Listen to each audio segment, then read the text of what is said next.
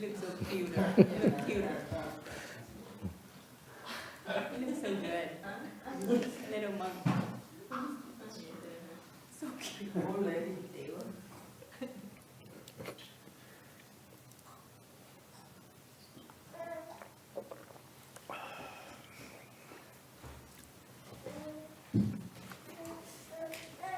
I think people are still not here yet. Are we complete here or anyone missing? Có ai need to wait anyone? Có cần đợi ai không? I think they assume it's 2:30 is start time. Thì mà tưởng là 8:30 mới bắt đầu. So let's wait a few more minutes.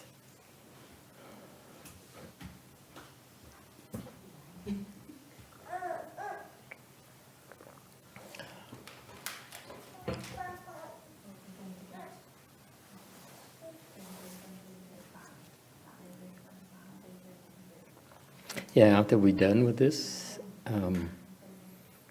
if you have any changes you want to suggest, make suggestions, we upload it, update our. I think that's the plan. Master, can we add the Chinese characters to this? Add what? Can we add the Chinese character on the website for this? I think we should, because usually the translation loses quite a bit.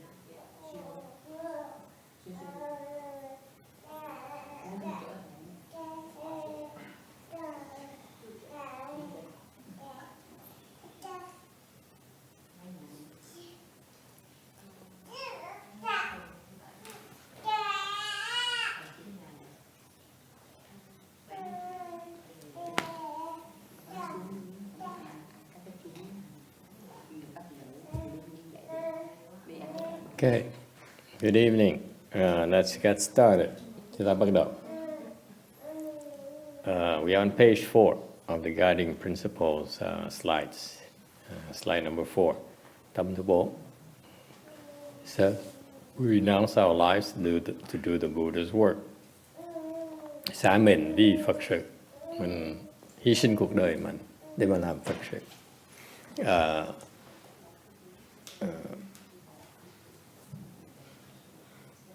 Why do you do this? We talked about that the Buddha's work is by far the most important, the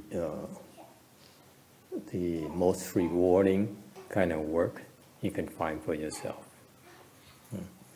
Phật sự là cái mà nó có lý nhất, lợi nhất cho quý vị. And by doing the Buddha's work, you create the maximum level of blessings.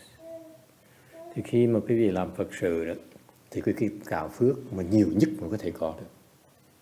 So far, so good. And that is why, you know, please don't make no mistakes about this. Master YongHua, when he said these things, is for your benefit, not to create cult followers. Thì quý vị đừng có hiểu lầm mấy cái vị tinh thần của mấy cái vị Đại Bồ Tát. Khi mà các ngài nói quý vị nên làm Phật sự là cái mà quý báu nhất, cái mà có lý nhất á, thiệt sự là có lời chứ quý vị, chứ không phải là để dụ quý vị đâu. Okay, please understand and don't be confused about it.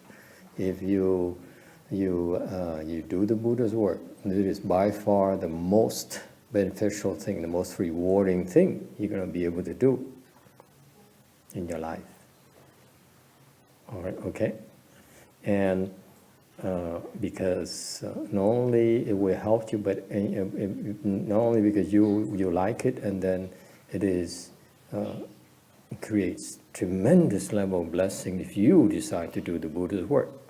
Cái tâm quý vị khi mà phát tâm nó tôi làm Phật sự đó, thì quý vị làm những chuyện đó, những Phật sự đó, quý vị tạo vô lượng vô biên công đức. Because of that, your life will improve. Tự động cuộc đời quý vị nó sẽ thăng. You keep on doing more the Buddha's work, your life will improve. You will improve. Dạng gì như vậy, quý vị càng làm Phật sự thì càng ngày cuộc đời quý vị nó càng thăng. Rồi con người nó có chuyện tốt nó xảy ra, con người quý vị nó càng tiến bộ. It's that simple. All right? So far so good.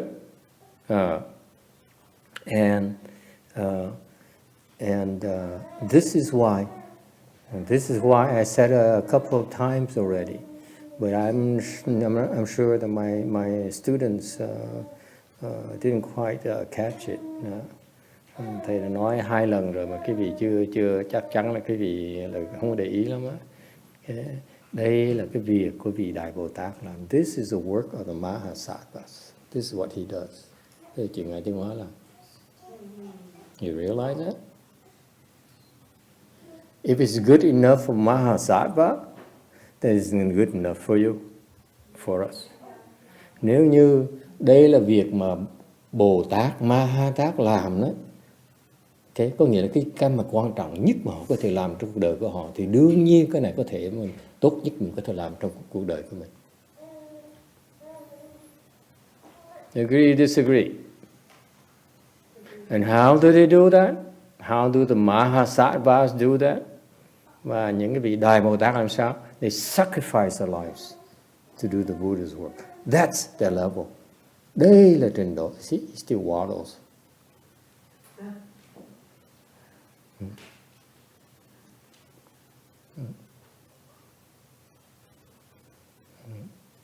Đây là cái pháp của cái vị Đại Bồ Tát. Okay. Người ta xả cái việc mà Mahatát đó, là thấy làm Phật sự là hy sinh cuộc đời mình làm Phật sự. You know? So the Mahasattvas, the great Bodhisattvas, they sacrifice their lives to do the Buddha's work. That's their standard. Đó là cái tiêu chuẩn của Mahatát. Is it clear? This is what is taught in the Flower Adornment Sutra. Kinh Hoa Nghiêm mới dạy cái pháp này thôi, không có nhiều kinh nào mà dạy pháp này hết. It's not available in any other sutras in the Buddhist canon, as far as I know, that I've read. I read 3 sutras. So, thầy đọc được 3 cái đại kinh. Cái kinh đại kinh này, cái kinh Hoa Nghiêm mới duy nhất mới dạy cái pháp này thôi. Không có cái nào dạy hết. And even my master didn't teach it. Ngay Ngài Tiến Hóa không dạy cái này nữa. Because he's taught it already in this guiding principles every day. Thầy thắc mắc tại sao cái đại pháp nhưng mà Ngài Tiến Hóa không có dạy. Sao bật ngửa ra tay Ngài dạy mỗi ngày. Đọc cái này, tụi bay phải nhớ. Bồ Tát Ma Tát làm chuyện này. He says every day we recite this and we don't even realize that, you know. Isn't that scary, huh? So young and yet so scary already. Bố hát Ngài đã dạy mỗi ngày rồi mà ta không có để ý. This is what he does. He's teaching us what he does. Cái pháp là pháp của trình độ của Ngài Tiến Hóa. Ngài nói mỗi ngày ta làm cái chuyện này nè. Every day I do this. I sacrifice my life to do the Buddha's work. Ngài tôi hy sinh cuộc đời của tôi để làm Phật sự. Sacrifice. How about us, lay people? Người tại gia mình sao? We lay people have families, có gia đình của mình. You have obligation, có bổn phận của mình. Yes. How can we possibly sacrifice our lives to do the Buddha's work? Sao mà hy sinh cuộc đời mình được như vậy? Okay. Well, I tell you, if lay people, they happen to decide to sacrifice their lives to do the Buddha's work. Người tại gia mà hy sinh cuộc đời để làm Phật sự. How would they do that? Làm sao bây giờ?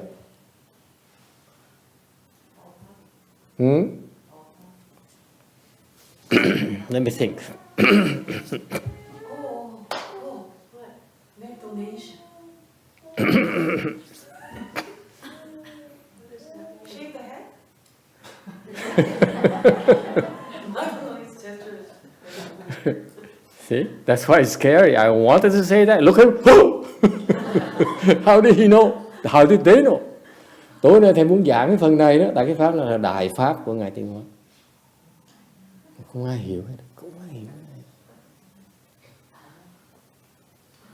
Mà cái đèn nó bật lên thấy cái đầu trọc lóc này là tự. I want to explain this is my master's dharma. He says one of his highest level dharma he teaches. And yet, as soon as the light was turned on, I opened my eyes and cool.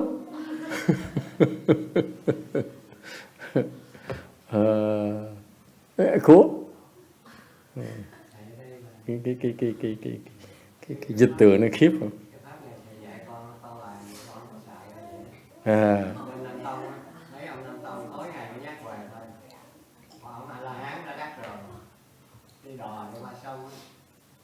Thấy cái bụi cỏ nó nắm cái bụi cỏ kéo cho cái ghe nó vô đừng bị trôi thôi, bụi cỏ tróc đi. Ông đã chết đọa được 7 ngày do cái tội kéo bụi cỏ tróc. A La Hán thì phần riêng mà kéo bụi cỏ tróc cho nên người Nam Tông rất sợ đụng cái cây kia. Ở đây thầy dạy tôi nhớ cái câu đó, bỏ mạng một sự tôi làm không có sợ. Một ngày tôi nhổ bên nhà thờ biết bao nhiêu cây. Một cây cỏ là 7 ngày. 1.000 cây cỏ là 7.000 ngày. Mà mấy năm rồi con? Cái chùa này là cây cỏ một mình tôi làm, không ai dám làm hết. Tôi làm hết. Còn nọ bắt trước. Không ai hái ớt ăn tôi chịu cho tôi hái vô trên nhà cho chùa ăn, tôi đang bứt. Thầy dạy con là nói là bỏ mạng mỗi ngày đọc phải thấm câu đó. Mỗi ngày mình đọc sáng chiều. Mở mạng. Cái gì biết kêu mà đề bóp đem tôi vô tôi nằm. Mà không là khi đâu ai ăn qua luôn á. Tại vì đang tụng kinh mà ăn qua tới gần làm sao? Thôi chết cho mày nhảy xe luôn. Bóp đem thở không nổi tôi chạy vô tôi nằm. Mà tôi nhớ thầy dạy mỗi ngày mình tụng cái đó mình thấy hay lắm. Kể tới đâu đó. Chết xuyên xanh của thầy lo.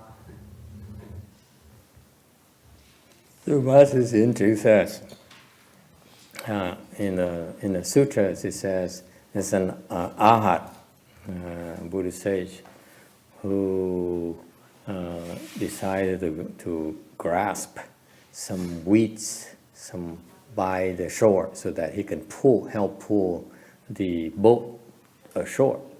And for that, he had to fall to the hell for 7 days. And Master Jinsu knew about that, and he says, all the grass at the temples, various places of the temple, he himself is the only one who mows them, knowing that each grass he cuts off is 7 days in the hells.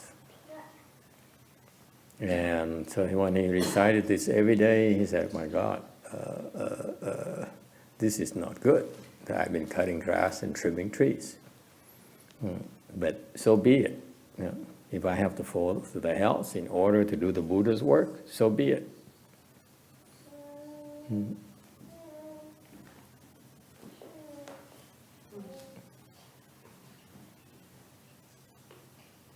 Okay. But what about lay people? Người tại gia thì sao? Okay. When a lay person sacrifices his life, and we're not talking about you killing yourself or anything like that. Maybe there's a time where you have to do that. Okay. What? Tại sao hy sinh cuộc đời bây giờ? Nhiều khi mình phải hy sinh cuộc đời để làm Phật sự. Okay. But let's say something less drastic, like shaving your head. Cái chuyện nó hơi nó nhẹ nhàng hơn tí là cạo cái đầu mình đó. Okay. Then you are sacrificing your personal life to do the Buddha's work. Thì mình hy sinh cuộc đời cái riêng tư của mình để làm Phật sự. What kind of consequences does it have on your family? Cái hậu quả đối với người thân nhân mình nó ra sao? Let's say your son needs your support, your dad needs your support. Hàng con mình nó cần cái sự lo của mình, cha mình cần sự giúp đỡ của mình. What happens to them? Aren't you forcing them to take a loss? Okay. We're not saying that you should abandon your responsibilities. Tôi không nói là cái vị phải bỏ cái trách nhiệm của mình.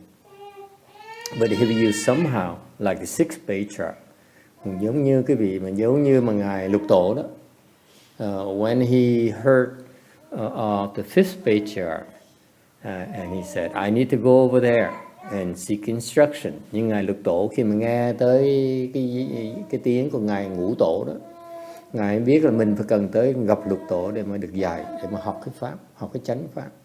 So his wife, his mother is blind.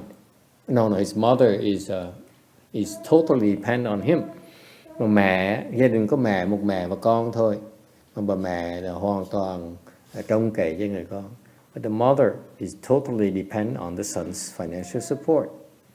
So, but somehow, because of his blessings, vì nhờ cái phước của ngài Lục Tổ, and some of his clients decided to donate enough money for him to arrange for his mother to be taken care of.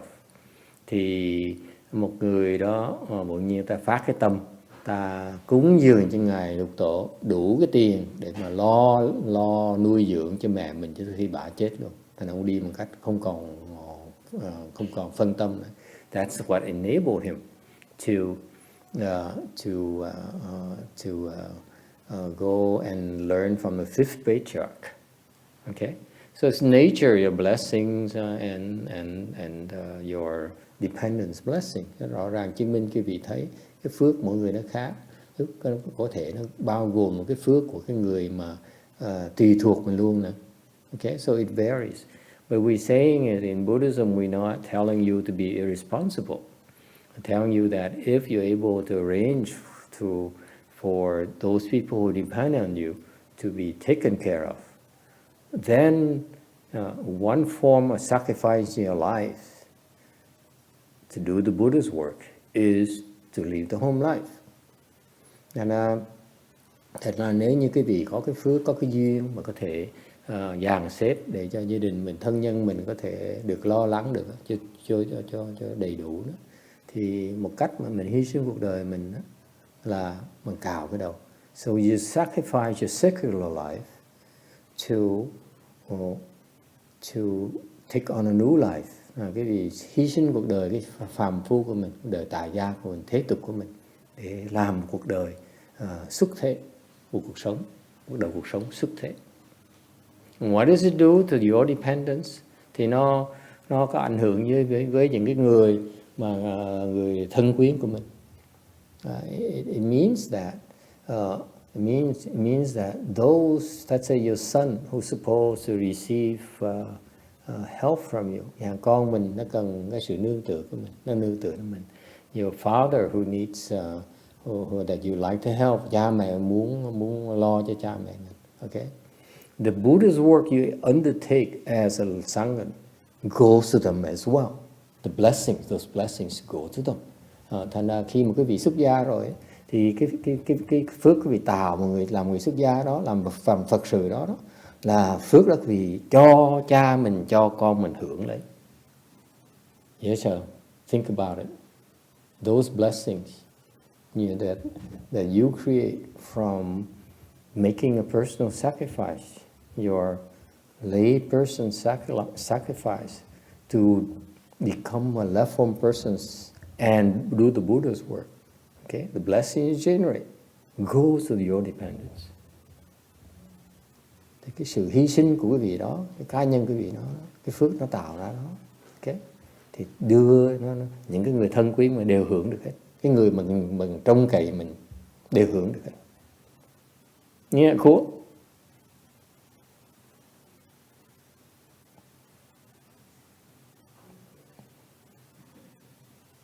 Think about it. Trong câu This is one of those, mấy cái chuyện mà nhiều khi mình giảng pháp mà ai cũng lờ đờ.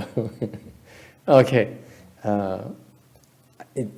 That to me is one of the best things you can do. Not only for the Buddha but also for your life. Thật sự thầy nói cái vị nghe, bây giờ càng ngày càng tu mới thấy được cái sự thật vậy đó, là cái bởi vì Đức Phật có nói là cái cạo cái đầu là một cái báo hiếu mà đệ nhất vì vậy. Okay, that's what the Buddha said. In the sutras it says, living home lives is the highest form of filial piety. They get the blessings whether they oppose you or not. Gia đình mình có chống đối, mình phản đối, mình này nọ, họ vẫn được hưởng phước như thường. Bao nhiêu phước mình tạo ra, họ hưởng đấy. Khiếp như vậy. Yes. Master, you go back to like the seventh generation to your. No, the people that you depend on, that depend on you, will get the benefits as well.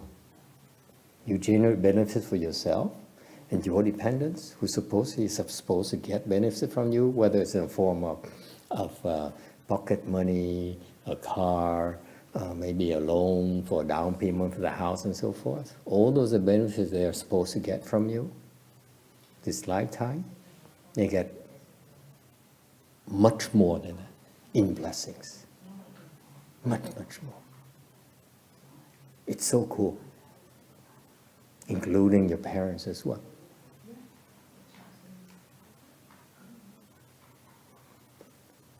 Alright? Thấy không? Chẳng hạn như mình đáng lý đó, mình làm bậc con cái đó, thì mình phải tới thăm cha mẹ mình ha, mình chui tiền cho ông bà để đi xài ha, dẫn chợ đi nhà thương, dẫn đi chơi này nọ. Cái đó cái phước của cha mẹ được hưởng là cái báo hiếu của mình. Thì khi mình không làm nó được, khi mà làm người xuất gia không còn làm những chuyện đó được đó, thì cái phước mình tu đó nó sẽ đắp qua bên kia hết, nó gấp mấy lần luôn, gấp trăm gấp vạn lần luôn. And so the blessing you generate on their behalf is 10,000, 100,000, million times far greater than they can get on their own. Phước mà họ không thể tạo được, mình tạo được, họ hưởng. Dễ sợ không?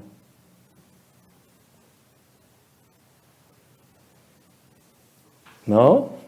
You're not impressed. Okay. You mold our lives as our primary work. Thà mình đi bổn sự, có nghĩa là mình một cái phần sự mà quan trọng nhất mình có thể có được. Okay. Con người nào cũng vậy, là phải từ cái phàm phu trở vào cái thánh quả vị.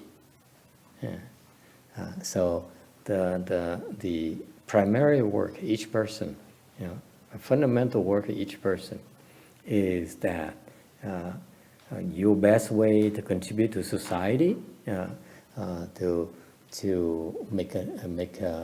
have meaning in your life, chẳng hạn cái gì mà muốn cống hiến cho xã hội, muốn có ý nghĩa trong cuộc đời mình, okay, thì mình phải, cái mục tiêu mình phải là muốn làm những chuyện như vậy thì phải nên chuyển cái con người mình từ một cái người phàm phu thành một cái người thánh nhân.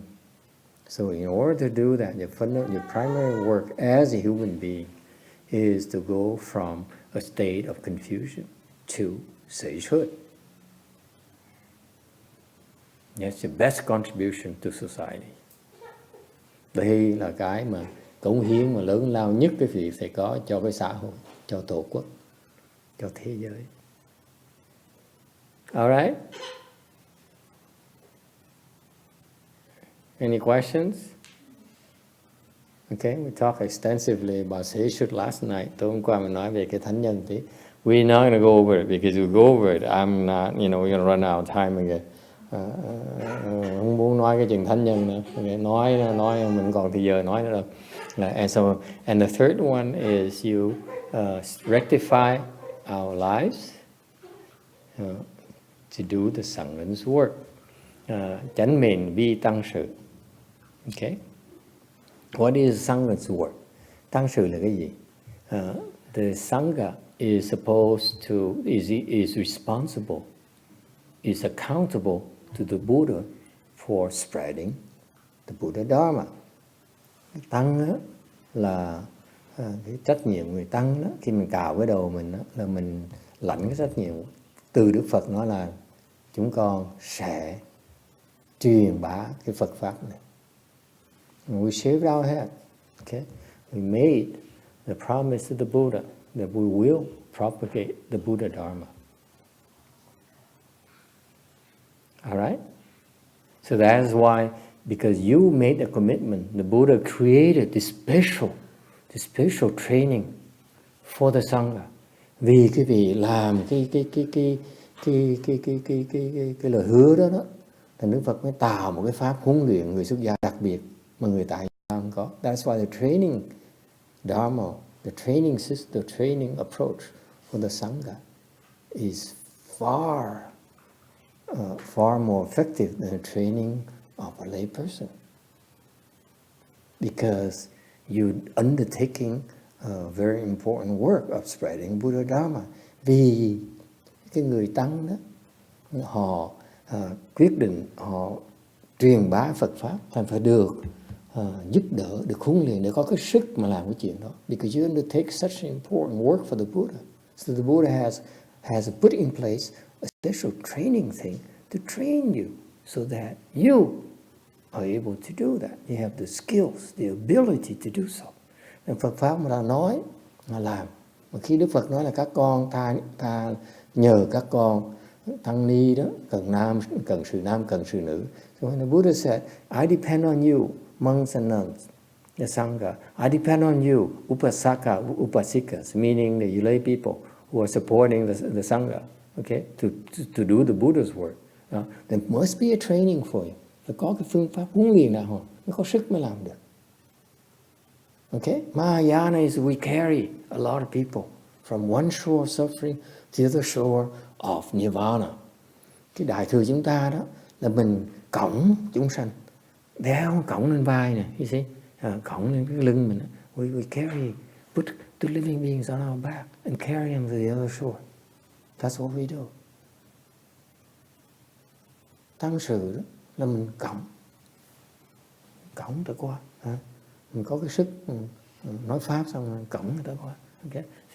Thì bởi vì phải có cái sức mới cõng được chứ. That's why you have to be stronger and stronger and stronger so that we can carry more weight. Nên mình sức phải cần phát triển cả ngày, càng mạnh thêm. Okay? Mới có cái đủ, mới có thể cõng được nhiều chúng sanh hơn nữa. So this is the only lifestyle where I realize as you get older, you get stronger, not weaker.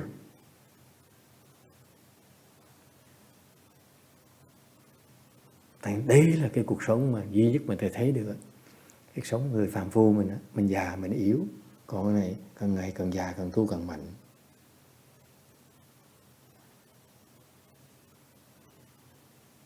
Alright? You know, if you're, if for example, Master YongHua, if he weren't a monk, he probably would be bedridden or would be taking a handful of medication every day. Như sư Hiền Trì này. Nếu như mà không phải người tăng thì chắc chắn cái tuổi này là một ngày uống một cái nọng thuốc vậy này. Yes?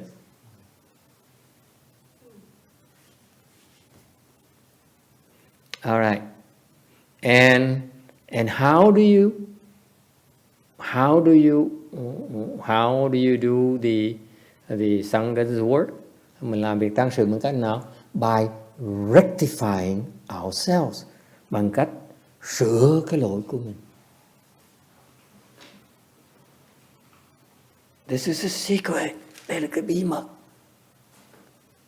You become better. You become a better person. You become a stronger person by correcting your mistakes. Cái bí mật của mình đó, nó phải có cái lý do, chứ đâu phải bỗng nhiên nói mình nó khơi khơi là bỗng nhiên người nó khỏe được rồi nó. Đừng nói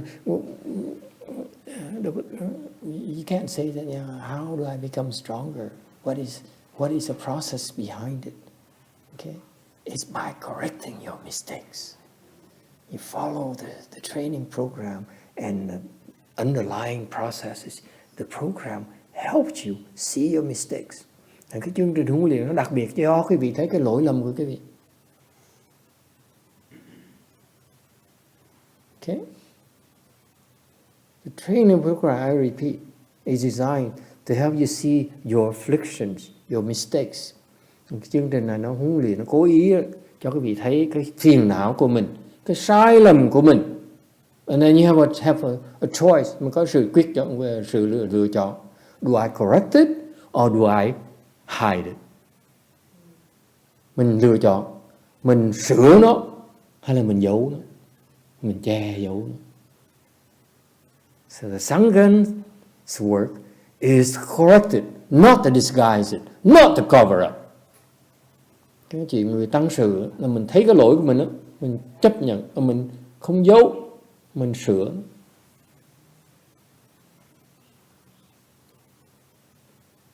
So lay people, if what's happening with in Hollywood, for example, now people's careers are done. Yes. Dạ, như bây giờ cái chuyện như bên đang xảy ra bây giờ ngoài thế sự đó, người ta nói là cái ông này là lăng nhăng với tôi, áp hiếp bức tôi, người phụ nữ than phiền người đàn ông là ông sếp mình áp bức mình, hiếp bức mình. Thì như vậy ông sếp mà bị tố một cái là tiêu rồi. Cái thế gian như vậy. Ok. Tại vì cái thế gian, người thế gian không tha thứ chuyện đó được. Bên Phật sự mình đó, vẫn có quyền sửa đổi, vẫn nhờ cái sửa đổi mà sẽ tiến bộ còn hơn nữa, chứ không phải là phế bỏ người ta.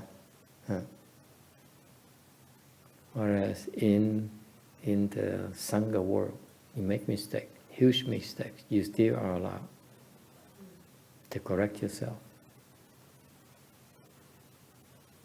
Because that's what it takes to improve. Tại vì mình sẵn sàng mình sửa, muốn sửa và sẵn sàng bỏ cái sức lực mình ra, tâm huyết mình ra mà sửa, thì mình sẽ tiến. Any questions? Ai thắc mắc gì không?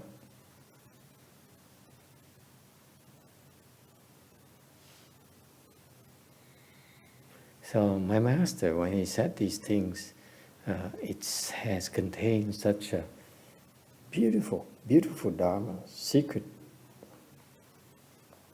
recipes behind our lineage, the way that he practiced.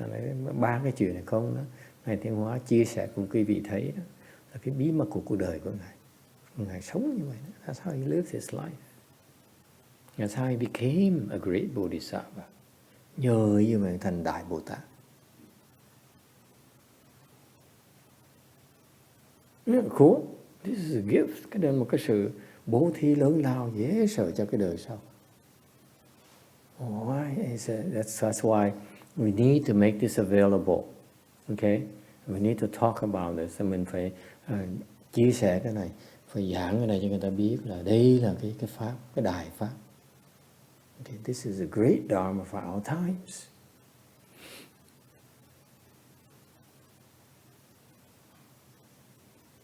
Questions? Ai thắc mắc gì không?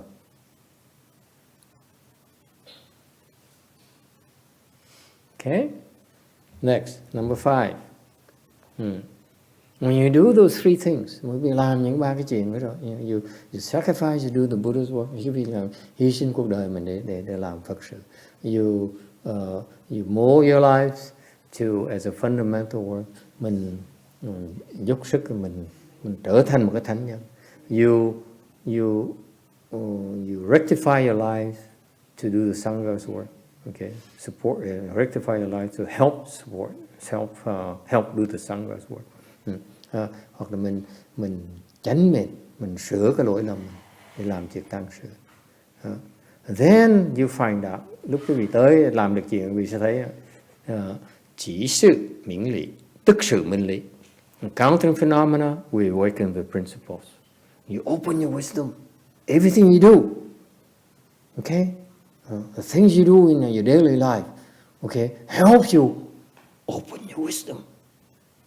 Thì quý vị làm ba cái chuyện, ba cái tâm quý vị làm như vậy đó, thì mỗi ngày quý vị làm việc, mỗi ngày sống mỗi ngày, đùng bất cứ cái chuyện gì, when you do something, encountering phenomena, whatever you do, mọi việc quý vị làm đó, carries on a special meaning. Nó có một cái ý nghĩa rất là đặc biệt.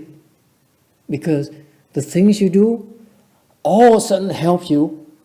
Oh wow, that is the principles behind it. Your wisdom opens up. Okay. Tại mỗi việc, khi làm việc mỗi ngày, sống mỗi ngày như vậy, mỗi những cái trí huệ, làm việc tâm thường. Maybe you just walking like mowing the grass. Có thể mình chỉ cắt cỏ thôi. Okay. Then you realize, wait a minute, I'm going to the house. Mình cắt cỏ nữa, chết chà, mình cái này là đọa xuống địa ngục rồi. Okay, that's chỉ sự miễn lý, đó là tức sự minh lý. Yes.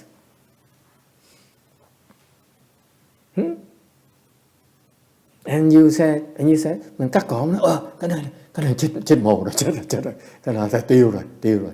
But you say, but Master YongHua, the Patriarch says, but I should sacrifice myself. If this helps the temple, I should sacrifice myself. Nói mình, Ngài Tuyên Hoa dạy, mình phải hy sinh thân mình làm Phật sự, đúng không? Cái này là Phật sự. Chùa cũng không cắt cỏ là đổ thành cái chùa. Right? If you don't cut the grass in a temple, it is no longer a temple. Okay? So we need to cut the grass. So sacrifice our lives. Hy sinh cuộc đời mình đi. Okay? And then you realize, wow. When I no longer am concerned of myself, that's when I'm really begin to do the Buddha's work. Khi mà mới hiểu được cái lý thứ nhì, trình độ thứ nhì là thấy, nếu khi mà tôi bắt đầu mà tôi không còn lo cái thân tôi nữa đó, okay, làm Phật sự thôi, thì lúc đó trí huệ tôi nó mới mở ra được. Okay. And then you understand next one. The more you do, mỗi lần cắt cỏ như vậy, yes, you go to the house, yes. Mỗi lần cắt cỏ, đọa xuống địa ngục, yes. Okay. I'm not going to contradict my Buddha. I'm not stupid. Nói vậy thì thầy cắt cỏ nó đọa địa ngục. Ủa, tư cách thầy gì mà dám nói ngược lại lời Phật dạy. Okay. But as you do it, okay, as you do it, more and more of it, the price of going to the house will help you open more wisdom. Cái giá mà quý vị đọa địa ngục đó, sẵn sàng đọa địa ngục đó, thì giúp quý vị mở cái trí huệ quý vị mà quý vị không thể mở được. Vì mình sẵn sàng hy sinh. You see, the price of sacrificing for God and the Buddha. Okay? You know full well that you are in trouble when you do these things. But you say, for the sake of God, for the sake of the Buddha, I'm willing to do this. Lúc mình biết rõ ràng mình làm chuyện này là mình sẽ đọa địa ngục. Mình nói, tôi sẵn sàng đọa địa ngục để tôi phục vụ cho Thượng Đế của tôi. My God.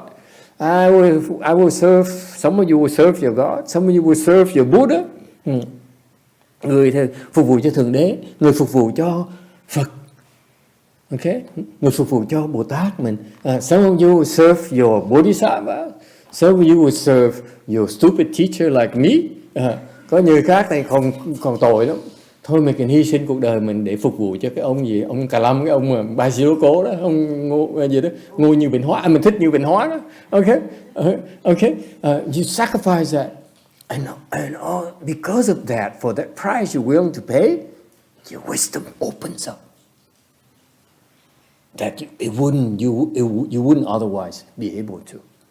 Vì mình quyết tâm, mình biết là mình sẵn sàng hy sinh cái giá rất cao như vậy, thì vì nhờ như vậy, quý vị mới mở được cái trí huệ mà quý vị không thể mở được trừ khi mình hy sinh thôi. You cannot open your wisdom until you prepare to sacrifice yourself. Cool.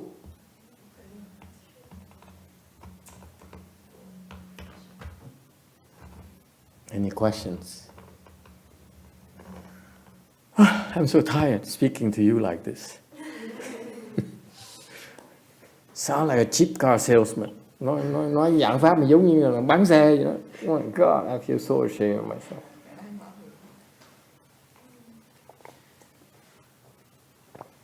Okay. Miễn lý chỉ sự, minh lý tức sự. Awaken to the principles. We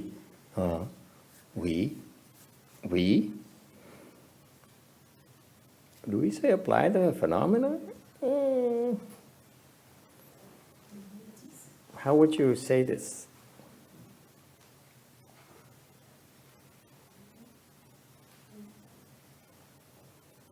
Apply them, I guess. I wish I could come up with something. Apply is sort of a little bit low level. But today I don't feel like talking high level because I'm tired of you looking.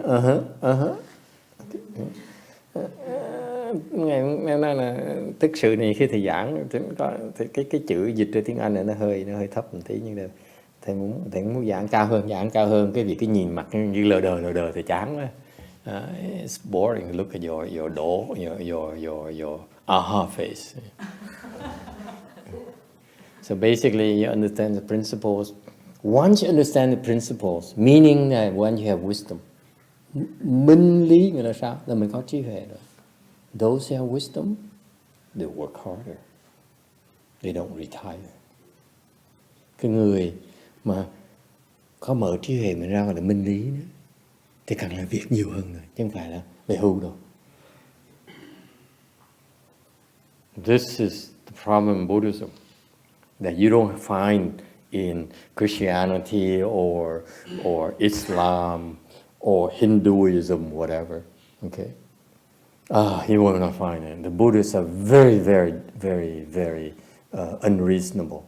They said that once you have, the more wisdom you have, the harder you work. You can never retire.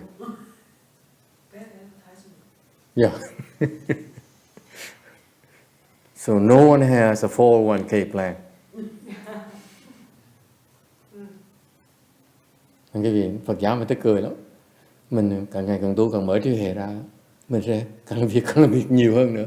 Thành nó mình làm việc nhiều hơn thì mình về hưu đâu có được đâu. Mình để dành tiền hưu làm cái gì? Why would you save a 401k for? You keep on working until you die. Làm việc hoài, làm việc càng ngày càng làm việc nhiều hơn. Yes? Yes, ma'am. Well, you cannot retire, but on the other side, you would be happier. Not necessarily. You look at. I asked my disciples. I'm old enough in my country to retire, okay, and yet I'm still working my butts off. Okay, now you ask my disciple, is Master happy? Hell no. I'm going to tell you, hell no. He's so afflicted every day. He yells at me every day. Yeah. Well, the more you're getting enlightened, the more you're happier, the more work, you cannot retire.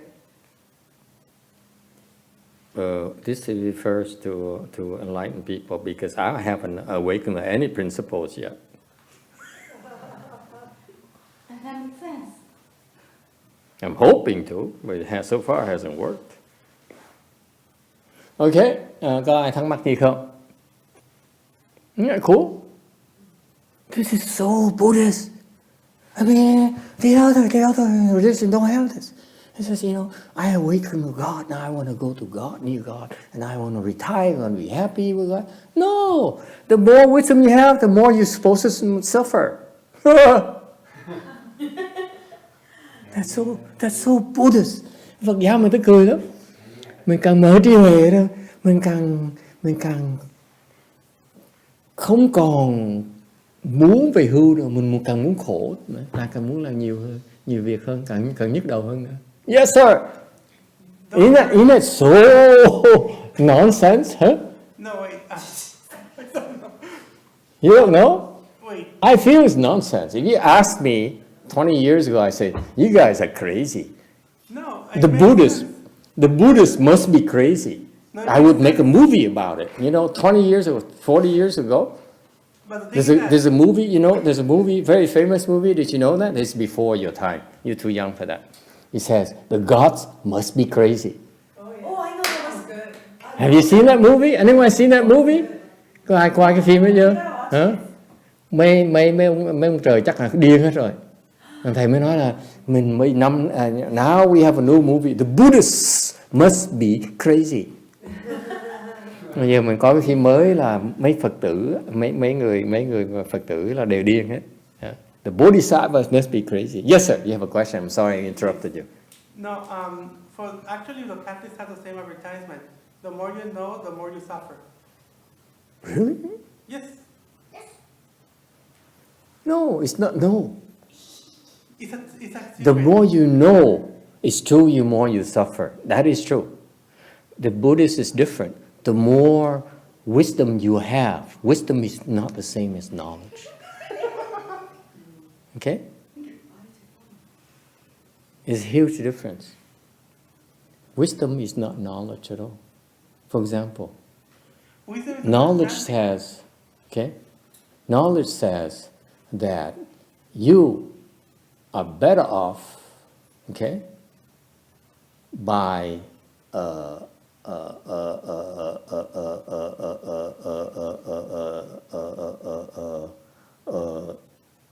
taking half from your husband when you divorce him. Oh, it's a nightmare for us men. Okay? Yes, that's knowledge. You agree? You're a man, so let me say. Nowadays, it's we who take half from our working wives.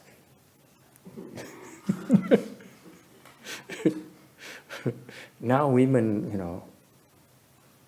make more money than we do. So what can we do?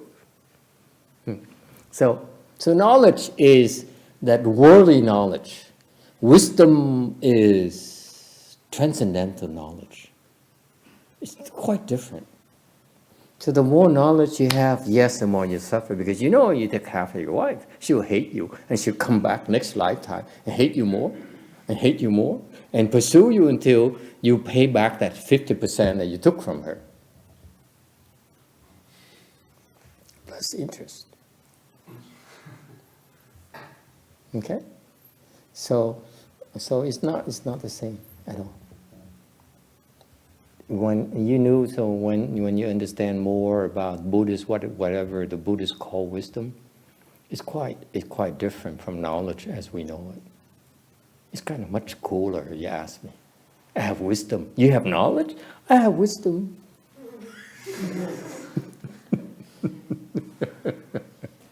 Okay? And we don't brag about it. It's just when you say, oh, I have a PhD from so-and-so, so I have knowledge, right? That's what they're saying. I have knowledge. I am the chief scientist, a chief CTO, chief technology officer of this big company.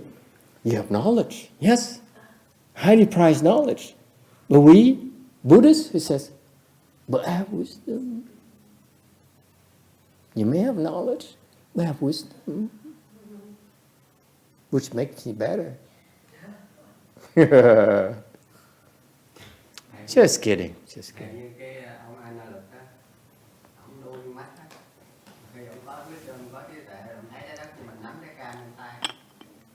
Cái trường đại học nào dạy cái đó rồi, kiến thức thế gian. Ông mù á. And it's not knowledge. It's not BS. It's not words. They actually, that wisdom is what is called super knowledge. You could call wisdom as the meditation people acquire when they meditate. It's called super knowledge, not just regular knowledge. You find out when you open the wisdom and say, wow, I have super knowledge. Ah!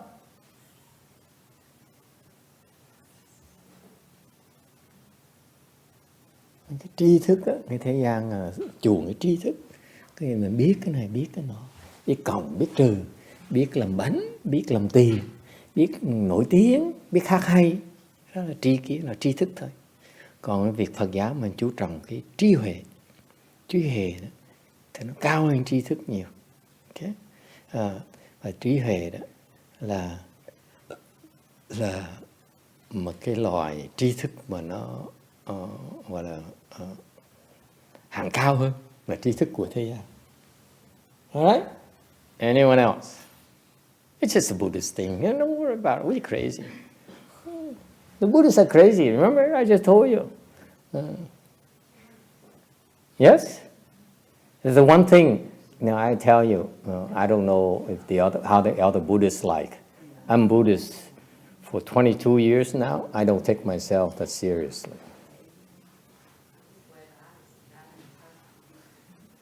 Okay. Thầy đùa chơi tại vì cái cần tu cần thấy là mình chả biết gì hết là the more I practice, the more I realize I don't know anything. Ra không có gì mà nó ghê gớm đâu. Yeah.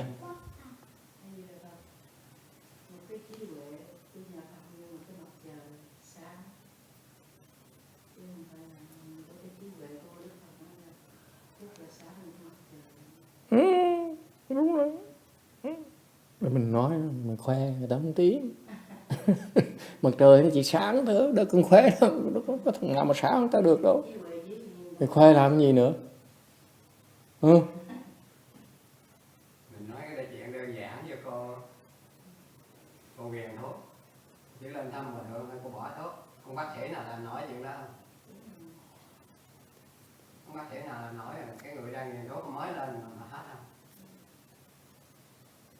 Any questions? Ai thắc mắc gì không? We have 10 more minutes and còn 10 phút nữa. Okay. Shall we continue? Okay. So you awaken to the principle, mình thấy được cái, you open your wisdom, mình mở trí huệ rồi. And you know what? You say, wow, I understand this because of what happened to me. But how does it apply to someone else? Thành quý vị thấy không? Cái trí huệ là mình có là tại mình cái hoàn cảnh mình như vậy, mình mở cái trí huệ của mình. Mình ngồi mình thấy mình thiền được ngồi được, ngồi được 2 tiếng đồng hồ. I can cross my say in full lotus for 2 hours. It's so hard. Okay, but what about this person? Okay, how come this person the first time can sit for 2.5 hours, and on my first time is 2 minutes? Tại sao lần đầu tiên thầy ngồi kiết già là có 2 phút là đầu điên chịu không nổi. 2 minutes I said, no. This is not for me. And then some others, for the first time, they sit for 2.5 hours. Người khác đó, lần đầu tiên, okay, ngồi 2 tiếng rưỡi đồng hồ. Okay.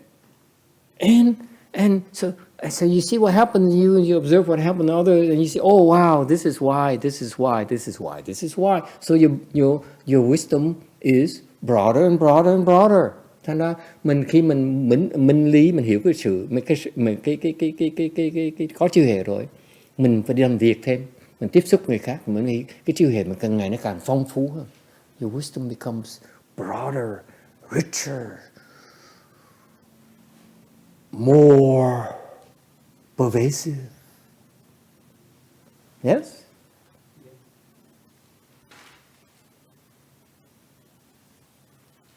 And that is why part of our work as a monk, as a nun, we do everything. Thành ra giống cái vị thầy người xuất gia đó, như cái trong cái chùa chúng tôi đó, thầy nói học trò thầy ấy, cái gì cũng phải làm hết, cái gì cũng phải học hết, we learn everything, we do everything. Alright? Any questions? Ai thắc mắc gì không? Yes? Yes? Master, so what is the quickest way to obtain wisdom? Quickest way to attain wisdom? I mean, do we have to find the TA that you were talking about last night? TA? You said teacher A. Teacher. Or a good law advisor, or through meditation, or is that general?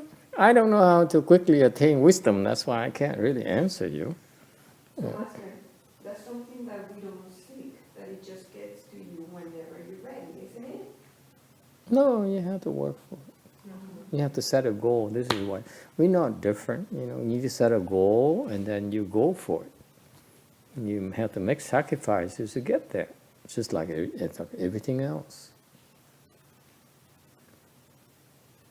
Okay? So how do you open your wisdom? It's a valid question. I don't know.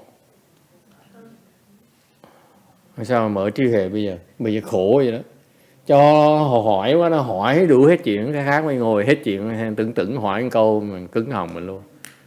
You know, you allow them to ask any question, and then they sit there and they have nothing to do, and all of a sudden they say, "Oh, I have this idea." You know, I ask you a question, you can't answer. Cái trí tuệ theo con biết á, là nó giống như một cái lưỡi đặt cái mặt gương á, nó sẵn sàng, nó sáng vậy. Thì mình lao từ nó mình lắp ít lao nhiều nó sáng nhiều nó. Thì cái lao là lao cái gì tao cái tham sân si, cái là biến cái ngu của mình là lao liếc từ biết tuệ mình có sẵn mà đâu có ai đem vô đâu.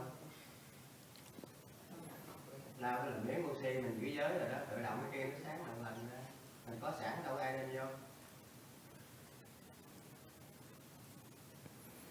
Master Hsuan says, if you compare wisdom like a mirror, then you just keep on polishing the mirror until it becomes bright. That's a Shen Qiu's approach. Là hiện tiền Ngài nói là nếu mình ví cái trí huệ cái vị như là cái gương sáng vậy đó, gương soi sáng vậy đó, thì cái vị phải cần chùi cái gương chừng cho tới khi nó sáng bóng luôn thì đó trí huệ. Thì cái đó là cái đường của Ngài Thần Tú. Ngài Lục Tổ thì nói, whereas the sixth Patriarchs says, there is no mirror. Lục Tổ nói đâu có gương gì đâu. Đó là đốn ngộ, nó lẹ hơn tí. Sixth Patriarch, original there is no mirror. So how can it even be dull? So what's there to polish? Nếu không có gương thì có gì đâu mà phải mài, phải chùi. Thì cái đó là pháp đốn ngộ. That is the sudden enlightenment dharma. It's a little bit faster. Nó lẹ hơn tí. Okay. So He said that after he's enlightened, that's why there's nothing more to clean for him. There's no more mirror because he's already enlightened at that point. yeah. So if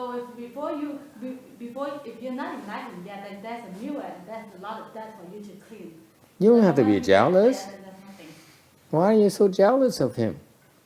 Oh, you are jealous of him? No, you said he's an already enlightened. No, it's not about him being already enlightened. He just says that from my perspective, there's really no mirror. Why do you still see a mirror? That's all he's saying. So the question is not whether he's enlightened or not. But the question is, how do you become like him? What did he do to be like that? He did something right to get there. So what did he do?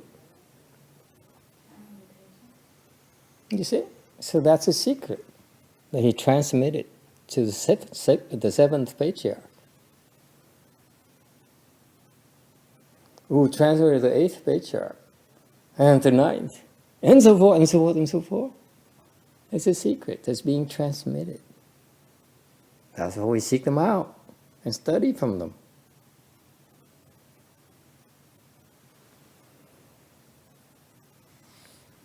Người nói cái này tại ông lục tổ giác ngộ đó. Nói giác ngộ là chuyện ông lục tổ giác ngộ, cho nên đương nhiên ông giác ngộ rồi. Đều cái vấn đề là không phải là ông giác ngộ là không giác ngộ. Vấn đề là cái người ta như vậy, ta hiểu được như vậy. Rồi nó hỏi, ông đã làm cái gì để ông hiểu được như vậy? Ông làm gì? Cái đó, cái bí mật đó người ta mới truyền lại cho đời sau. Học cái đó. Alright? There's a secret behind it. There's a way to do it. Có cách làm như vậy. It's not written in the books. Đâu có trong sách đâu.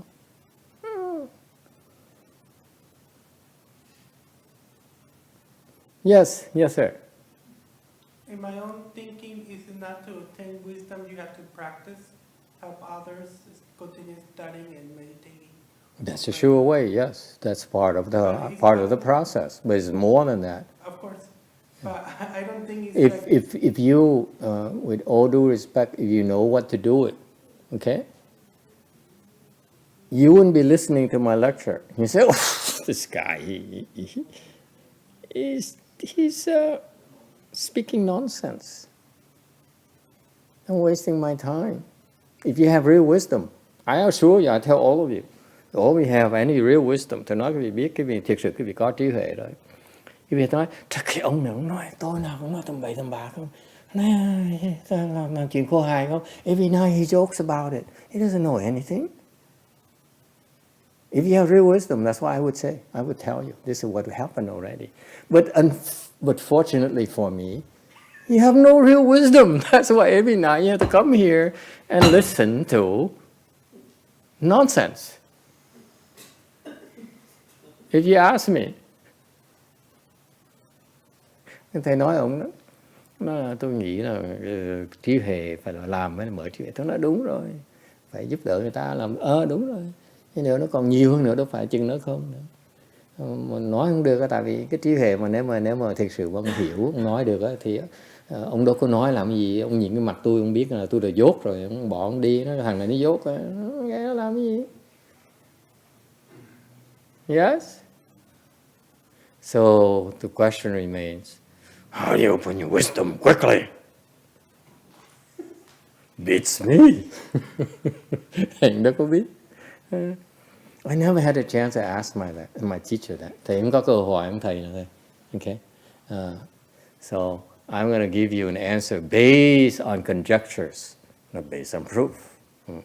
Thầy cho cái vị một câu trả lời mà nó chỉ là đoán thôi, chứ không phải là sự thật. Okay?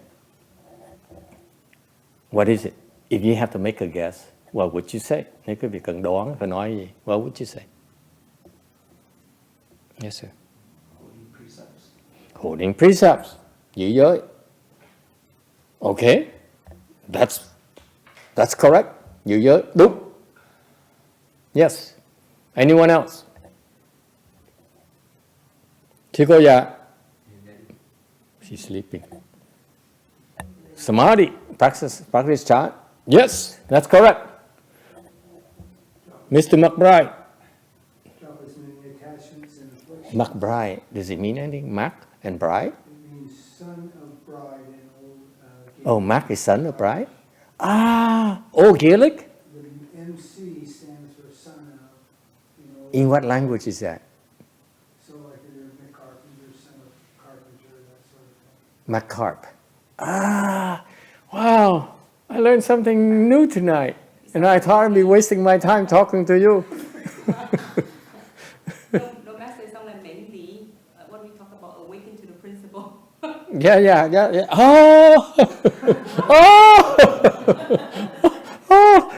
I opened my wisdom. Cool. Yes, your point here. Drop as many attachments and afflictions as you can.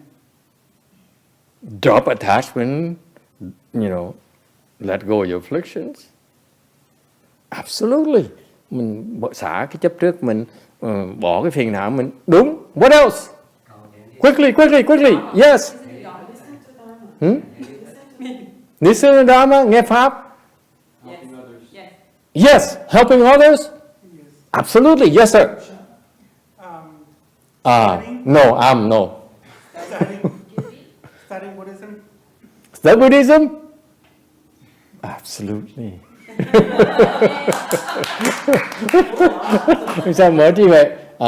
Mình giữ giới, mình giúp đỡ chúng sanh, mình tu thiền định, mình nghiên cứu Phật pháp. What else? Who else? Giving. Wow, giving. Someone who only takes is now giving. Bố thí, she learned something. Excellent. Yes. Anyone? Yes. I like to say a specific Buddha Sutra, the Heart Sutra and the Diamond Sutra. Heart Sutra, Diamond Sutra? Yes. Anyone else? Yes, sir. Sacrifice yourself for others. Sacrifice yourself for others? Yes. Well, that's work. Yes. Hy sinh cho người khác. Yes. Anyone else? Love your husband? Yes. Yêu chồng mình? Yes. What else? Yes, sir. Do what you're told. Ding! Ding! Have you been to Vegas? Ding! Now all the money comes out. By a good master, yeah, do what you're told by Master YongHua, Master YongHua. Okay. Làm theo thầy. Cái đó lẻ nhất. It's the fastest. The fastest is do what you're told. Do what you're told. This is why in our tradition, we would travel long distances to go and ask for instructions. Like the sixth patriarch, okay? He abandoned his family, his mother and everything, and went to the fifth patriarch and did what the fifth patriarch taught him. That's how he became enlightened. In months. Okay? Thì bởi vậy quý vị mới thấy là Ngài Lục Tổ vậy đó. Ngài cái truyền thống mình là mình tới gặp thiền tri thức để mà cầu được cái lời chỉ dạy. Ngài Lục Tổ cũng vậy đó, bỏ hết tất cả, chạy qua bên kia. Ngũ Tổ nói làm gì? Đi giải gạo đi mày, đi làm việc đi. Làm việc, đặt giác ngộ. See? So when the sixth patriarch, I said, I abandoned everything, I sacrificed everything, I give up my mother even. He gave up his own mother. He loved dearly. He went over there. He met with the prime patriarch, the fifth patriarch, okay, who says, "But you stupid. I don't want to teach you." The Chinese is not as blunt as the Vietnamese. Okay. Thành cái đời xưa cái vị thấy Lục Tổ bỏ mẹ này, bỏ gia đình, bỏ hết tất cả này, chạy qua bên kia. Ngũ Tổ nói, mày là đồ mang rợ mà đòi tu cái gì? Đi làm việc đi. Rude, so rude. Ngũ Tổ trời cọc dễ sợ, người thiếu cái lịch sử. Tổ mà thiếu lịch sử, for patriarch, he lacks civility. He says, you are a barbarian. What are you doing here? Seeking instruction from me. Go work. That's his answer.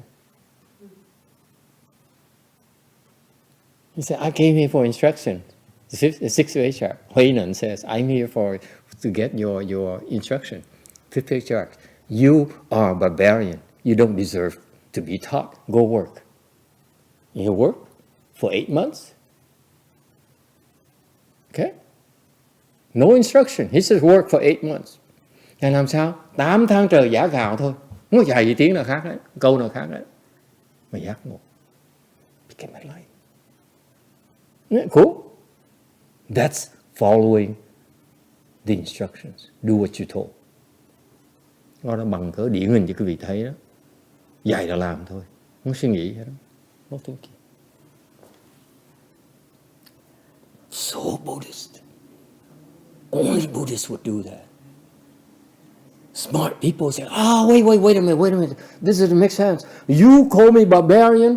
Cái người mà thông minh thế gian này, ta nói là tại sao ông là người tổ mà gọi tôi là người mang rợ? Trời đất ơi, thấy ông tổ vẫn còn cái tâm phân biệt như thường. You would have said, you are a patriarch and yet you still discriminate. You still look down upon me as a barbarian. So how can you be possibly a patriarch? Huh? Thì thấy không? Lục tổ cái thời buổi đời nay đó, người ta sẽ tới gặp ngũ tổ mà ngũ tổ nói một câu như trời đất ơi, ngũ tổ mà tổ rồi mà còn tâm phân biệt, còn khinh thường người mang rợ, thì tổ sao được cái người tổ giả? He says this fifth patriarch probably fake. Fake patriarch. So I heard about him is fake news. Yes. All right. Yes. Chris, you raise your hand. Yes. Do what we're told. Does this apply towards anyone or just good knowing advisors?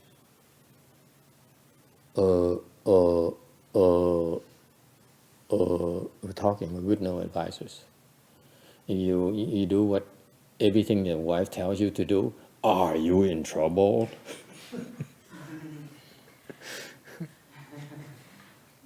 I didn't know when they have a good wife, the wife is smarter than husband. They know that they're not as good, and they do what the wife says. They were not in trouble, and they are getting better and better. Now, someone complains immediately. Có người than phiền ngay lập tức. Thầy nói là cái câu hỏi là nếu mà làm theo cái lời dạy đó thì làm lời dạy của ai? Thì nó lời dạy của thiền tri thức. Thì chẳng hạn như thầy nói ví dụ, nhưng mà ông mà nghe là theo lời dạy của vợ ông là ông chết. Thì có người than phiền thầy ngay lập tức.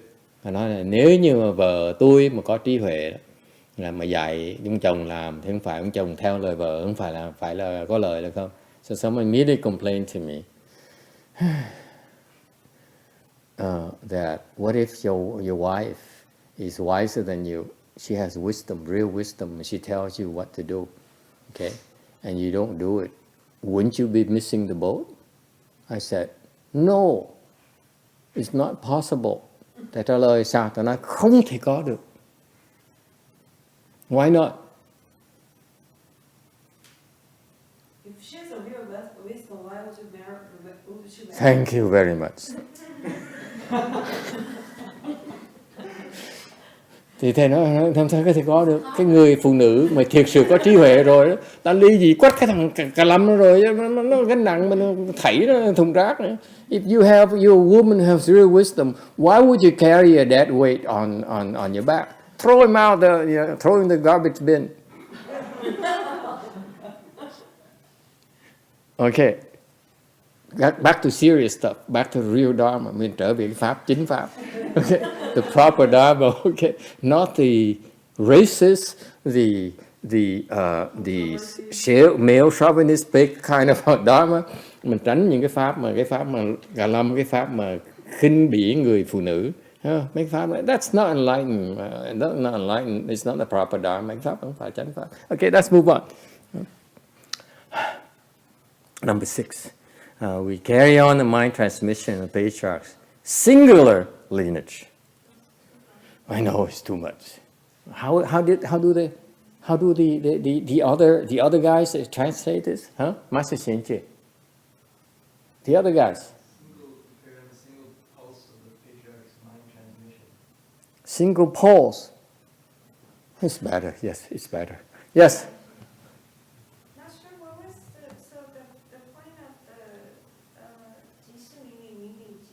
Oh my God, I'm trying to get away from the wives. And you have to bring it back to the wives. Yes, what about it? So the point of those two lines being in the guiding principles is to tell us to work? Yes, very good. Minh lý, tức sự, minh lý tức sự. Đại khái nói là làm việc đi con. Làm việc đi. Basically, it says if you encounter phenomena, we understand the principle, we apply them to phenomena, means work. Just work. Just do the Buddha's work. Làm Phật sự đi con. Don't think. Đừng có tính toán. Don't discriminate. Don't calculate. Just do the Buddha's work. Not just work. Do the Buddha's work. Làm Phật sự đi con. Alright? Can we move on? Yes. You said you have to listen to, you have to do whatever you are told, but then only by the good knowing advisor. But then if you're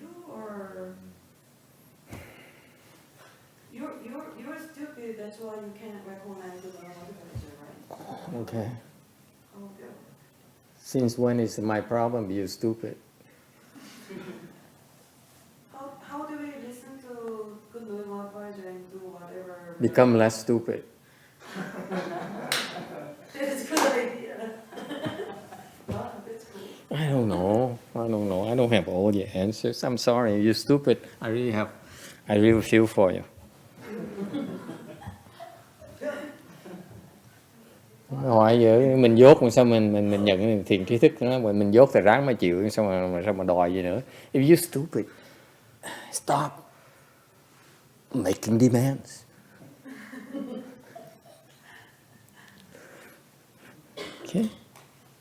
Okay, so we carry on the single pulse of the patriarchs' mind transmission, something like that, right?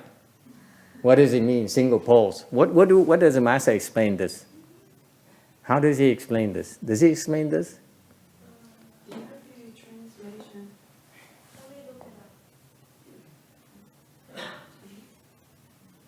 Yi Mai is one pulse, okay? Single pulse.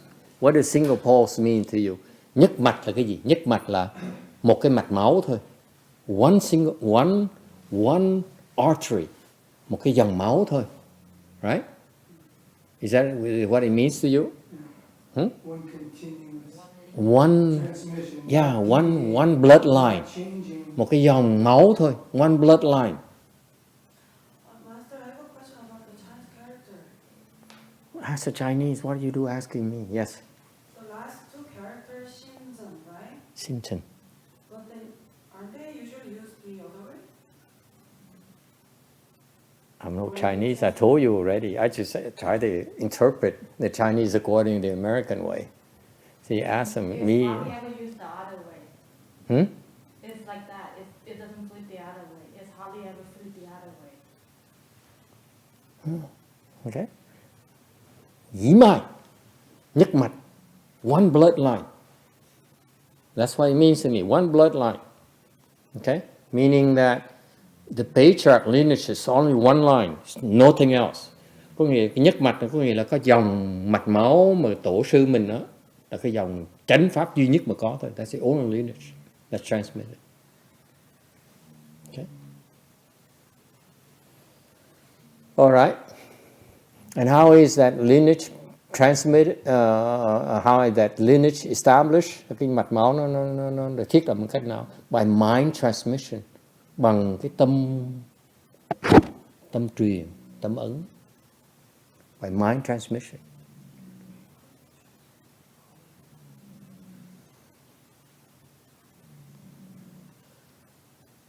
Is that the mind seal? Yeah. Xuan is a mind transmission. Okay.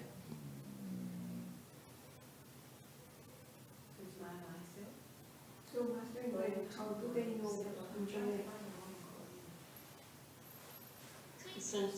Oh, they know.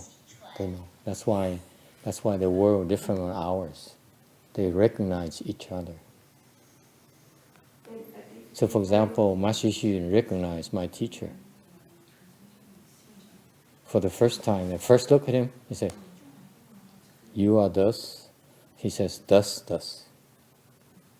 Ngày như ngày làm sao họ biết nhau được? Họ mấy tổ sư họ nhìn nó họ nhận ra ngay lập tức. Như ngày Hư Vân mà nhìn ngài Thiên Hóa thì nói gì như thị. Hiểu không? Hư Vân nói nữa. Như thị. Không, cũng như vậy thôi. Yeah. Như thị. So soon Master Shishi, his predecessor, one look at him, he says, "Oh, Rushu. Okay, you are thus. That's how he says, meaning that you are thus, I'm also thus. Done. Là xong. Như thị là xong. Okay. In this case, from Bodhidharma to Hueco is different. Đó là giữa ngài Hư Vân với ngài Tiến Hóa là khác, còn giữa ngài Bồ Đề Đạt Ma với ngài Huệ Khả thì khác, nó khác nhau. But there's something called mind-to-mind transmission that differs from patriarch to patriarch. Okay, but it's a special process called mind transmission. Còn cái tâm ấn này, cái tâm truyền này là nó đặc biệt bên tổ sư, dòng tổ sư mới có. Only in Buddhist patriarch lineages would they have that. Outside of that, not available. Ngoài là cái dòng chánh pháp này, tổ sư này không ai có hết. Okay? Yes. Master, is that mind seal transmission? Yeah, it's a mind seal transmission. That's correct. So Master, the Tibetans don't have that kind of... No, they don't.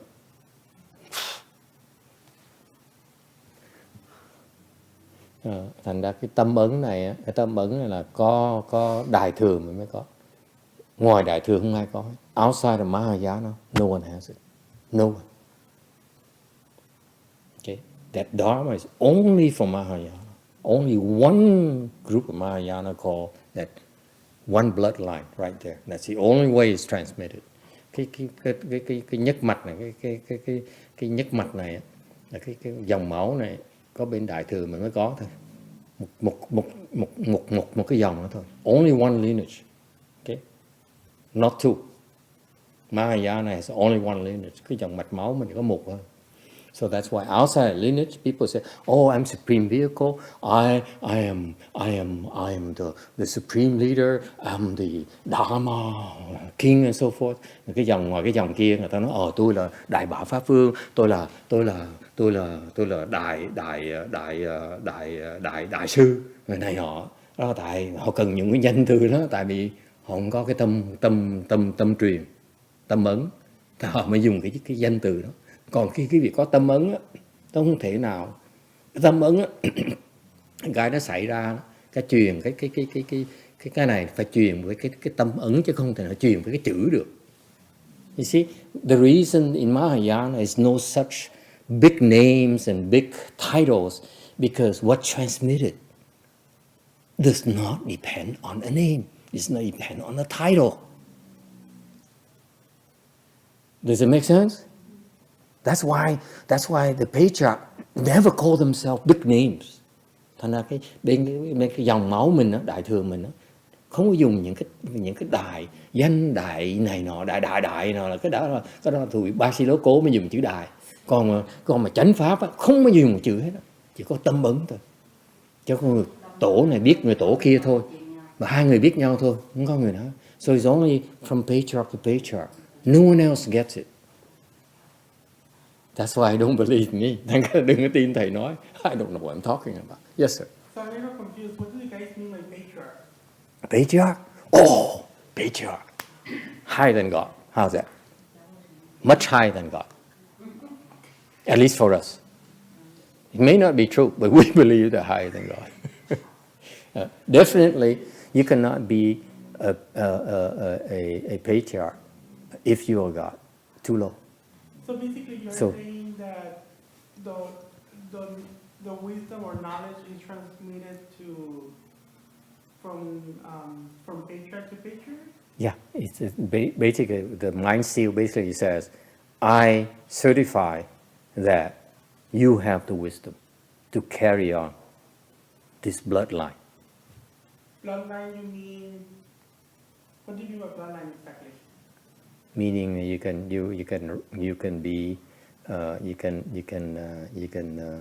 can accept disciples and what you teach them is a proper dharma. It's not deviant dharma. So that means that Meaning it's a certification that if in the future people come and learn from you, they learn from a proper Dharma. They cannot go wrong. If people go and learn from another person, another monk, it may not be the proper Dharma. That's a risk you take. So essentially you're saying that we're not learning the proper Dharma? Not right now. Okay. That's why if I say I'm teaching the proper Dharma, I'd be lying to you. Yeah. You're wasting your time. Okay. What I'm doing is I'm repeating the proper Dharma from my teacher. That's why we talk about his teaching, not my So teaching. basically your teacher or your, what do you call it, master has the proper Dharma? Yes, he has a proper Dharma. How I do you don't. know that? How do I know that? He's a patriarch. He's a known patriarch. He's a recognized patriarch. This is why his predecessor says, who is a recognized patriarch, who says, now you're the next patriarch. So now in the future, all the Buddhist disciples can come and learn from my teacher, and they know it's a proper Dharma. It's the right way to practice. So is it the Dalai Lama? It's like certification, like they certify you a PhD in computer sciences, meaning you have a certain aptitude that a low-level person cannot have. So out of curiosity, you want to be a proper Buddhist, is it not better to learn from the master? Precisely. Okay. That's why I said, you're wasting your time. Problem is you SOL because he's dead already. Who's that? Your master is dead? Yeah. Oh. I thought it was you. 4 months after he shaved my head, he allowed me to shave my head, he died. I would never forgive him for that. So it's in Buddhism, it's a form of certification. Like in the real world, when you say you have a PhD from Harvard, from Stanford in a certain field, these guys are competent. So let the Dalai Lama, he's the patriarch of his religion, of his organization, right? Yeah. He's a patriarch. So Yeah, he's a in patriarch. order to, he will choose the next patriarch. Yeah, the same thing with your master. so that's why in Buddhism we have this form of official certification that if you ever learn the Dharma from this particular lineage, that bloodline, it's a proper Dharma. Okay? We have certification through times. Started by the Buddha says, this is the first patriarch. He transmitted mind-to-mind seal to Mahakashyapa, the first patriarch. Then when the Mahakashyapa is done, it's transmitted to Ananda, second patriarch, and so forth. Okay, makes sense. So over time, the lineage or bloodline is continued. Contrary to the worldly ways, you get married to as many wives as possible, and then you choose a crown prince from them. Okay? Here is like, I certify you to be capable of carrying on the bloodline. Master, if a patriarch is dead already, can he certify the next That's another way. Yes, there are other ways as well. Okay. Good question.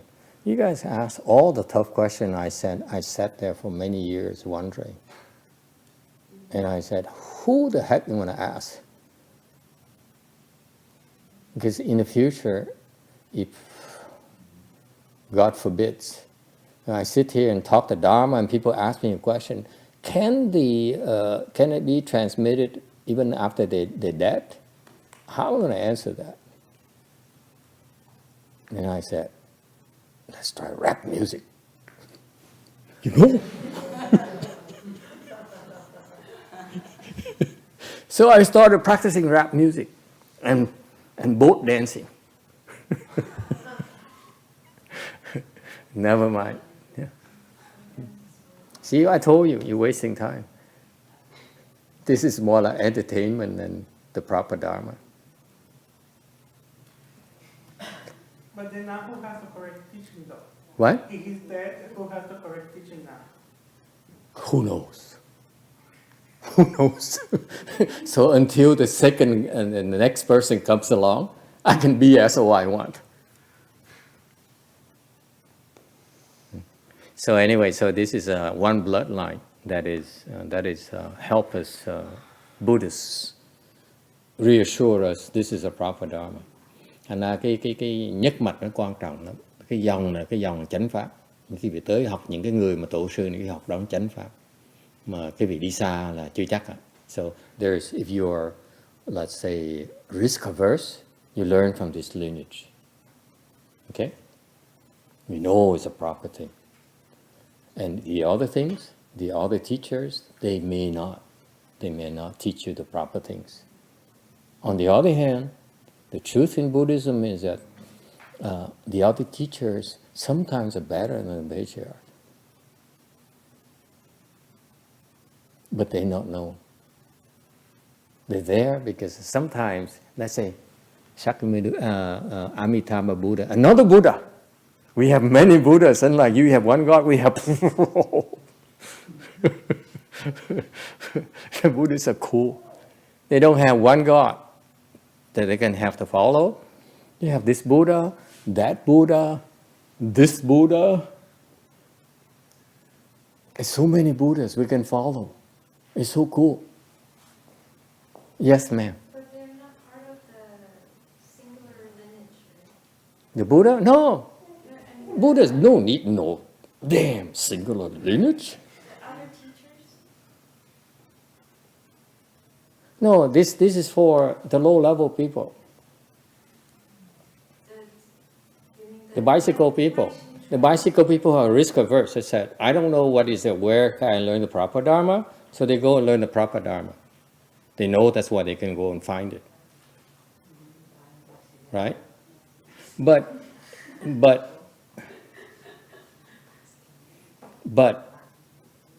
it's not the only way it's transmitted. Because an example is that, for example, Amitabha Buddha has been known to come appear in the world and be an abbot of an obscure temple, and then he taught his disciples and he's gone. He never left behind any teaching. He's only there to train his disciples and he's gone. These guys have to work harder. They have to lecture for 50 years. They have to translate. They have to raise money to build temples. This is a lot of work. The Buddha says, my job, that is for these people. My job is to train these people because he's ready. I come and train you. So in Buddhism, there are two ways where we receive training. Thành bên Phật giáo mình có hai cái phương pháp khác nhau. Cái người mà ba si lô cố, cái người mà bình thường thì tìm cái mạch máu đó mà tu đó, thì mình biết chánh pháp, mình không sợ. Còn có nhiều trường hợp đó, Đức Phật hiện ra, Bồ Tát hiện ra, làm ông sư, làm ông mày, làm chủ chùa, ngài như Đức Phật làm cái phương trưởng cái chùa đó, dạy học trò xong rồi đi, không để lại một cái gì hết. Nhiều khi làm A Di Đà Phật hiện ra làm Vĩnh Minh Thọ thiền sư, làm tổ sư, dạy một mớ xong bỏ đi. Cái lời dạy của Vĩnh Minh Thọ đọc là bốc khói à. Cái đọc này pháp ngày Tương Quán còn hiểu được, Vĩnh Minh Thọ đọc là cái vị đừng có hòng mà hiểu nổi, nó khó dễ sợ. Thành ra mỗi người có nhiều cái phương pháp để mà dạy lắm. Phật giáo đâu có riêng một cái mạch thôi, như là cái mạch này là mạch chính, cái dòng máu này, cái dòng cho cái người gọi là ba si lô cố để nó theo nó học cái đó trước cái đã. So what happened is this singular line, this bloodline here is the basics. Okay? And it's a reference point. If you learn from this, you cannot go wrong. Okay? But there are other transmissions where actually they tend to be faster. If you have the blessings. So it's very selective. This is for everyone. We all come here and learn this lineage because we know it's the reference points. This is the proper stuff. You cannot go wrong, you learn this. This is the reference. Thành ra mình học cái mạch máu này quan trọng ở chỗ mình học để mình thấy cái tiêu chuẩn của chánh pháp là cái gì đã. Thì những cái lời dạy khác, những cái người thầy dạy khác nó không thể nào đi ngược cái chánh pháp này hết. So the other teachers, Whatever they teach, the Buddha teaches, the great Bodhisattva teach, they will not contradict this. But they actually are higher level than this. See that? Isn't that cool?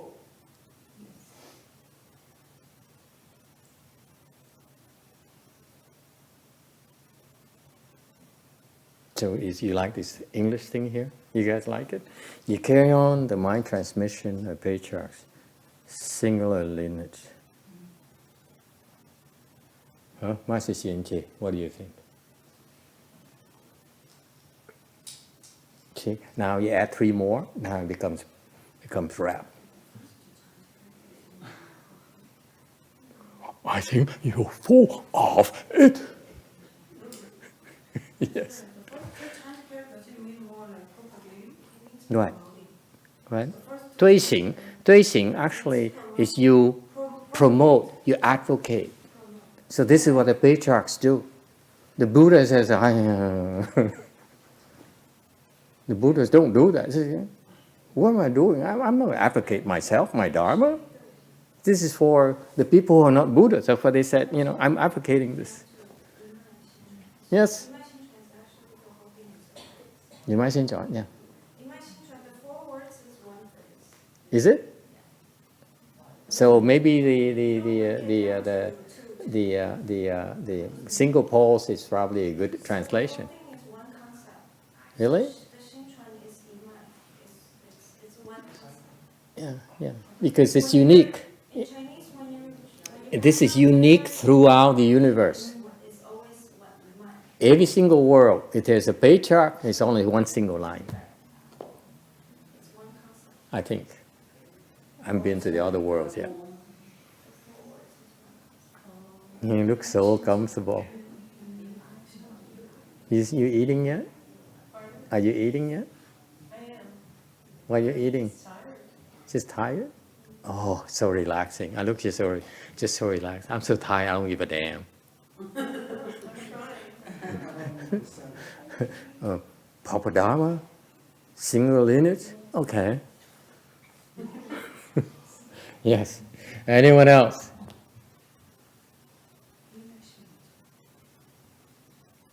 All right. So the 推行 is we caring, not caring. We advocate. We propagate. We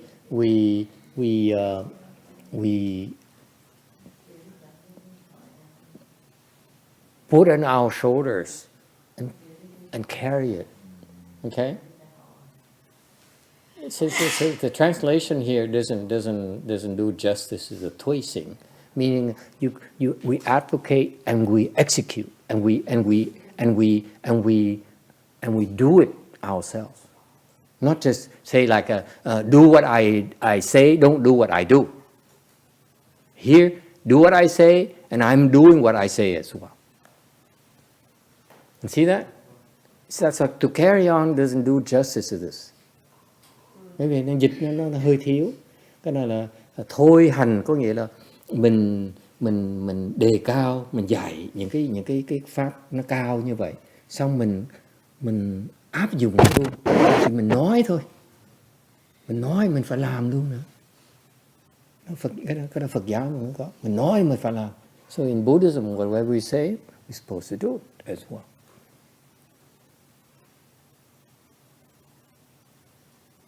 Okay?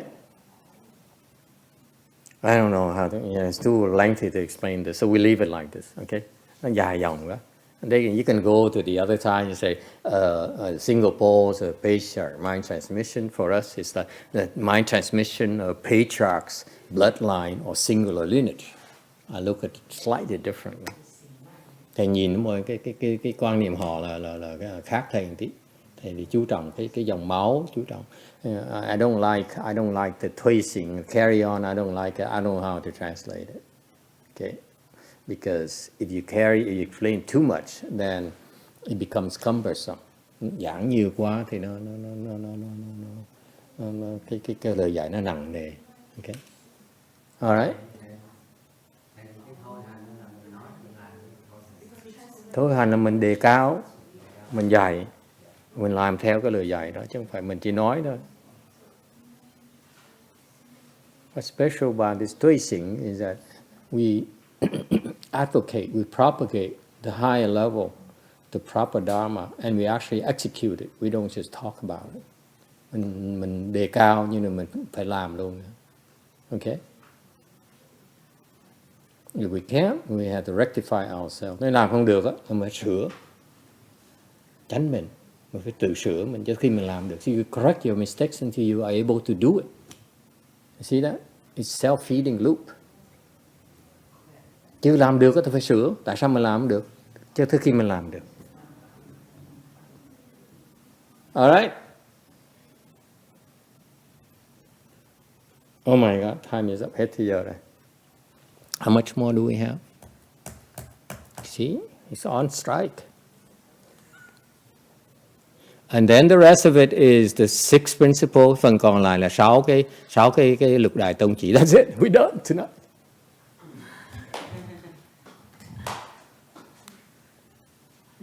Shame on you.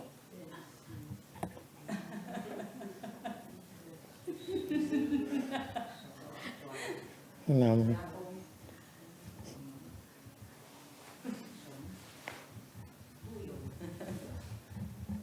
Okay, any question? Ai thắc mắc gì không? Yeah, cool. I mean, this is so much to discuss. Cái này nói giảng nhiều lắm, nhưng đều. I think we should be happy with what we discussed this year. Năm này nói giảng là đủ rồi. Yes, sir.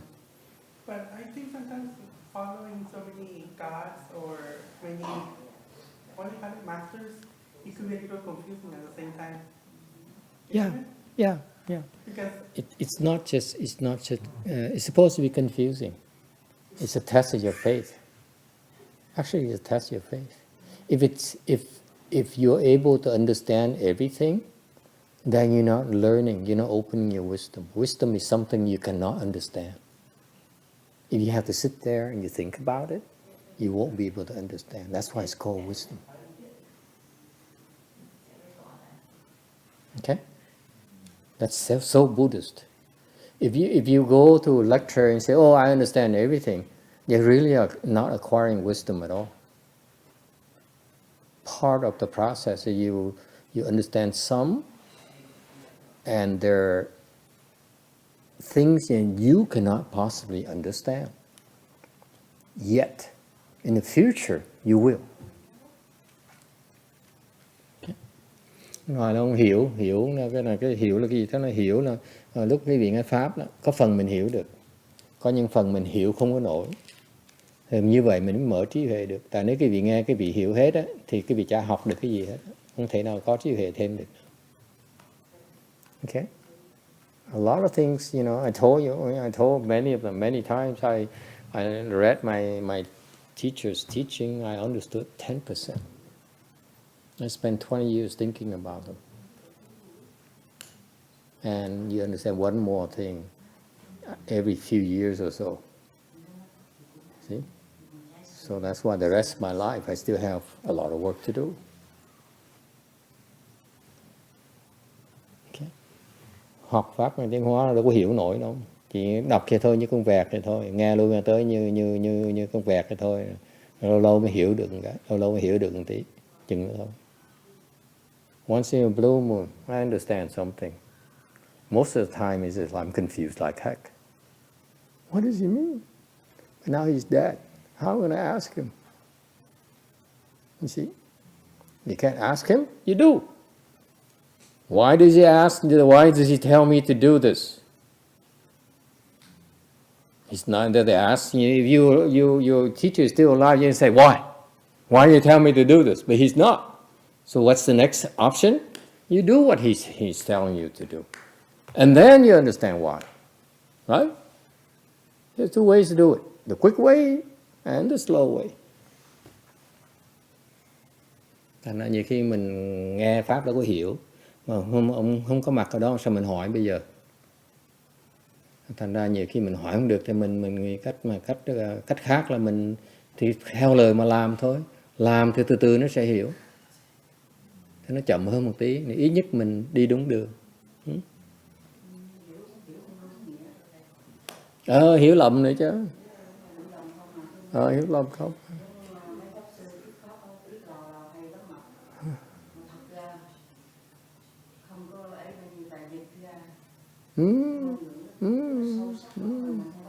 Dịch trật lất hết, đọc mấy cái lời dịch thầy là chết, tu là chết. Yes, anyone else? Okay, that's enough for tonight. Almost 2 hours. Oh my God.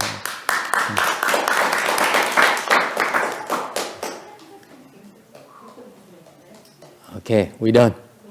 That's can post it on the website.